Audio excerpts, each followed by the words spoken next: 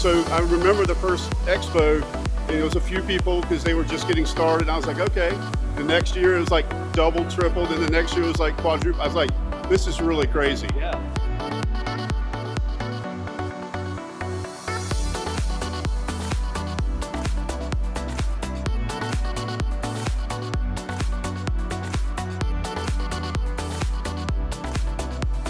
But to see this and see these kids and see how, and watching the welding competition, I mean, I've never seen that many welding hats in one location.